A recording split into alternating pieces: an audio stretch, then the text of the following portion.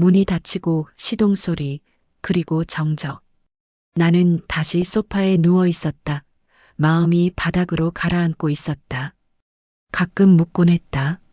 나는 왜 이렇게 변해버렸을까? 그의 성실함은 어느 순간 벽이 되었고 우리는 서로의 피로만 건너다 보고 있었다. 같이 나갈래? 대답할 힘조차 없었다. 10년의 침묵이 쌓이고 사랑은 습관처럼 남아 있었다. 오늘 창문을 열자 햇살이 번졌다. 내 안에서 아주 작은 떨림이 일어났다. 내일은 그가 나가기 전에 커피 한 잔을 건네보고 싶다. 당신 고생 많았어. 고생 많았어. 끝을 인정할 용기와 다시 시작할 용기 사이에서 나는 숨을 고른다. 하루씩 그 사람의 곁에서 사연 시작 전 구독과 좋아요를 눌러주세요. 사연 제작에 많은 힘이 됩니다. 구독자, 여러분의 건강을 기원합니다. 그 사람은 오늘도 나갔다. 문이 닫히는 소리, 시동이 걸리는 소리, 그리고 다시 찾아오는 정적. 하루의 시작은 언제나 똑같았다. 그가 출근하면 나는 소파에 누웠다.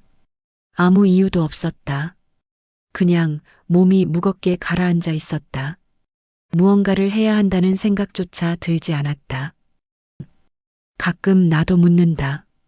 나는 왜 이렇게 변해버렸을까?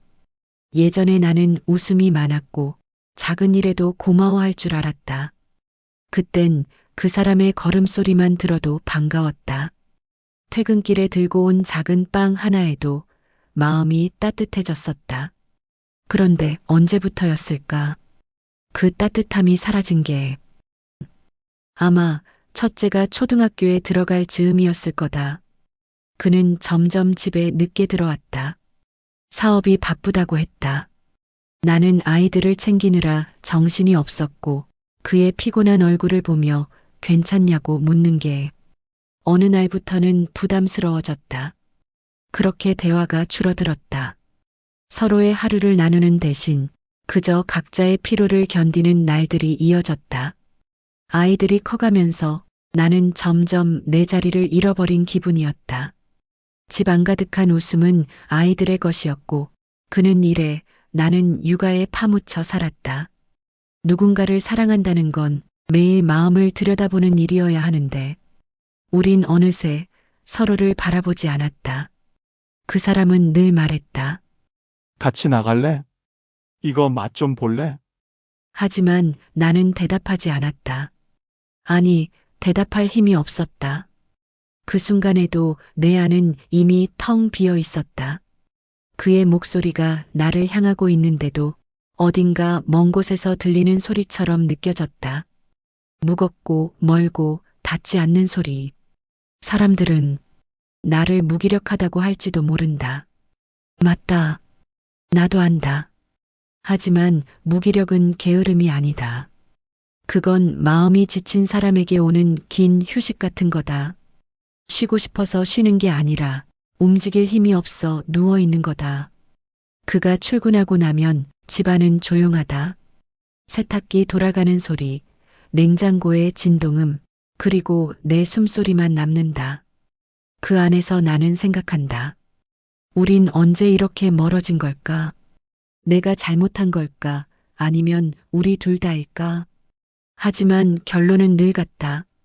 이제는 아무렇지 않다. 아프지도 슬프지도 않다. 그냥 공기처럼 익숙해져 버렸다. 가끔은 창문을 열고 바깥을 본다. 햇살이 예쁘면 마음이 잠시 흔들리기도 한다. 이렇게 좋은 날엔 어디라도 가면 좋을 텐데. 하지만 그 생각도 오래가지 않는다. 문을 나서는 순간부터 내게 필요한 게 무엇인지조차 모르겠으니까. 그 사람은 성실하다. 정말 좋은 사람이다. 가정을 위해 쉼없이 일했다. 아이들에게는 든든한 아버지고 책임감 있는 남편이었다. 하지만 어느 날부터 그의 성실함이 내겐 벽처럼 느껴졌다. 그가 열심히 사는 만큼 나는 점점 그 벽 뒤로 밀려나 있었다. 그는 가정을 지켰지만 그 안에 나를 잃게 만들었다. 10년 넘게 부부관계가 없었다. 처음엔 서운했고 그 다음엔 불안했다. 그러다 어느 순간 그 필요성조차 잊혀졌다. 사람의 마음이 이렇게까지 식을 수 있다는 걸 그때 처음 알았다. 서로를 바라보던 눈빛이 이젠 아무 감정도 없이 스쳐 지나갈 때 그게 진짜 끝이란 걸 느꼈다. 그는 여전히 나를 원망할지도 모른다. 무심한 아내, 게으른 사람, 아무것도 하지 않는 존재라고. 하지만 나는 그에게도 묻고 싶다. 당신은 언제부터 나를 사람이 아닌 책임으로만 받는가? 언제부터 내 말보다 통장 잔고에 더 집중하게 됐는가? 나는 여전히 그를 사랑하고 있을까? 솔직히 모르겠다. 사랑이란 감정이 남아있긴 한 걸까? 아니면 그저 오랜 습관에 갇혀 있는 걸까? 그가 없는 하루를 상상해 보면 텅 비어버린 집보다 마음이 더 공허할 것 같기도 하다. 그래서일까? 이혼을 생각해 본 적도 있지만 결국 하지 못했다. 아이들 때문이다. 그 아이들이 자는 얼굴을 보면 모든 게 복잡해진다. 그래, 조금만 더 버티자. 아이들이 다 클 때까지만. 그렇게 오늘도 하루를 흘려보낸다. 밤이 되면 그는 돌아온다. 나는 여전히 소파에 누워있고 그는 말없이 방으로 들어간다. 그 사이엔 수많은 말들이 떠다니지만 그 어떤 것도 입 밖으로 나오지 않는다. 그런 밤이 수천 번쯤 쌓였다. 그만큼 우리도 조금씩 낡아갔다. 가끔은 꿈을 꾼다. 아주 오래전 결혼 전의 꿈. 그가 내게 손을 내밀던 그 장면. 괜찮아. 내가 평생 지켜줄게. 그 말을 들었을 때 느꼈던 따뜻함. 그게 아직도 마음 한쪽에 남아있다. 그래서 완전히 미워하지는 못한다. 어쩌면 나는 여전히 기다리고 있는지도 모른다. 그가 내게 한 걸음 다가와. 우리 괜찮냐? 그 한마디만 물어봐 주길. 내가 변한 이유를 묻기보다 내가 얼마나 외로웠는지를 들어주길. 하지만 그는 묻지 않는다. 나 역시 말하지 않는다. 그렇게 우리는 오늘도 조용히 서로의 곁을 지나간다. 익숙한 거리, 반복된 하루, 식은 저녁 밤 냄새 속에서 서로의 그림자만 남긴 채 어쩌면 우리에게 필요한 건 대화가 아니라 용기였을지도 모른다. 끝을 인정할 용기, 혹은 다시 시작할 용기. 그 어느 쪽도 내겐 없었다. 그래서 오늘도 나는 누워있다. 그가 나간 빈 거실에 조용히 커튼을 닫으며 햇살이 천천히 바닥 위로 밀려들고 먼지들이 반짝인다. 그 안에서 나는 숨을 고른다. 이제는 울지 않는다. 눈물 대신 무표정이 익숙해졌다. 결혼 생활 20회. 사랑의 모양이 변했다. 그건 더 이상 뜨겁지도 따뜻하지도 않다.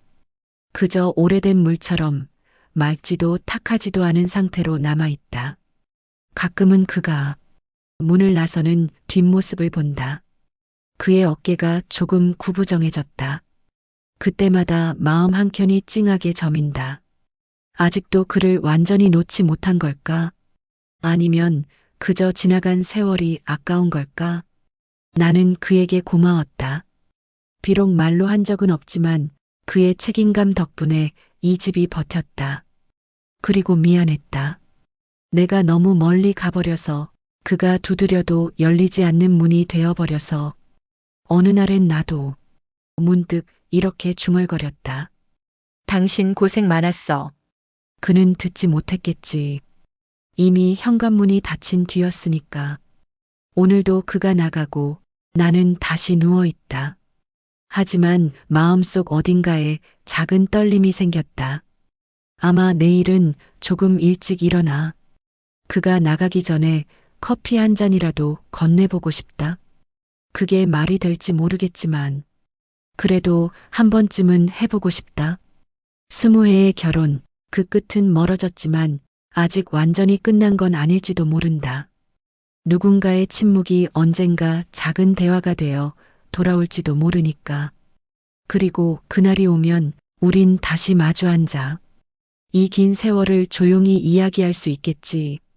그땐 미움 대신 이해로, 침묵 대신 온기로 서로를 조금은 다르게 바라볼 수 있기를. 그때까지는 그냥 이렇게라도 버텨보려 한다. 하루씩 숨을 쉬듯 그 사람의 곁에서